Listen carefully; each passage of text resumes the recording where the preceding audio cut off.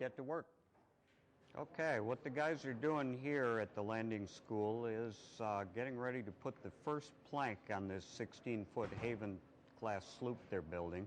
They have shaped the plank, they have faired it all up, they've made sure everything fits well, and now they're spreading some adhesive sealant onto the frames and floor timbers that we're going to attach the plank to. There they've gotten pretty well done with putting the adhesive sealant on, and they're setting the plank in position, trying not to make too much of a mess. And they'll get clamps together using clamp pads, we hope, so that they don't crush the planking. And hopefully they're going to set the clamps in such a way that they're going to be able to drill to attach the plank. This is an exciting day, first plank on the boat. A lot of work goes into getting ready to put that first plank on the boat. They're in the process of drilling and attaching the planks. Here he's got his Festool cordless drill, and he's drilling in with the Fuller bed and countersink and clearing away the excess chips and dust and debris, and about ready to put the screw in the hole. He's trying to be careful with drilling that hole that he gets it deep enough that he's got room to put a bung in on top, and shallow enough that it's still holding the plank on when it gets in there. Trying to run that thing in at a fairly high speed so it gives a nice clean cut, and it would be better if he wasn't working the thing up and down quite so much once the countersink gets into the wood, because you get a little cleaner hole for that plug to go in.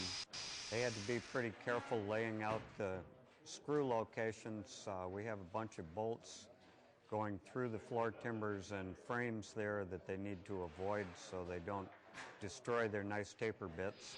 Although I understand they can be sent back to Fuller for resharpening. Okay, the plank's fastened on the boat, and Jack is now getting ready to put the plugs in that we cut earlier into the screw holes that were left by our Fuller countersinks. He's fitting them on there, tapping them in carefully. Wood grain on this for the boat so that everything swells evenly. We try to put the grain of the plugs lined up pretty much with the grain on the plank. So he's aligning that.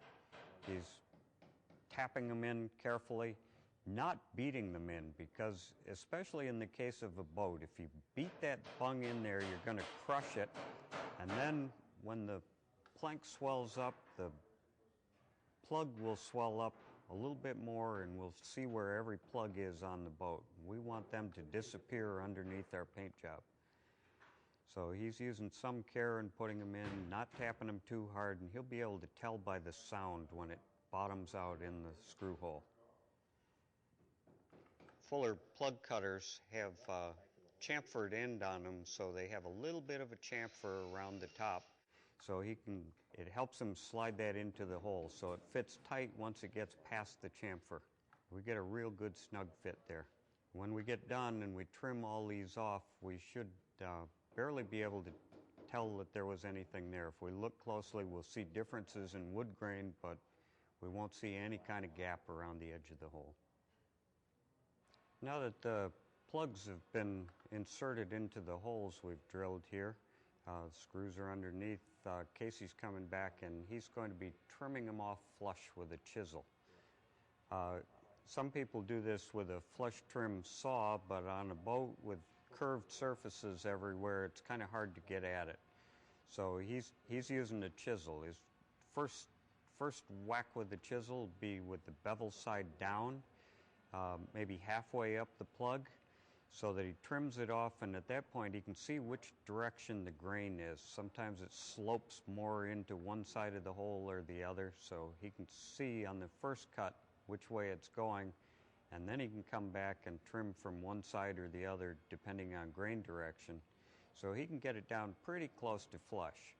We will be coming back and sanding this after the fact, so it's not critically important that it be perfectly flush, but closer it is, the less sanding it takes, and sanding's only fun for a little while. This is one of those jobs that by the time we get the boat plank, we'll have done thousands of these bungs, and it'll be second nature doing it. Won't be any hesitation about getting things on. We've glued these plugs in with a little bit of yellow glue. Doesn't have to be waterproof, just needs to snug the thing in. And ideally, if we get the opportunity, we like to trim the plugs while the glue is still wet. And that way, if we do screw one up and it comes out below the surface, we can get it back out. We hope you've enjoyed today's Woodworking 101. To find out more about Fuller Bits, please visit us online at www.wlfuller.com, where you can find one of our local distributors.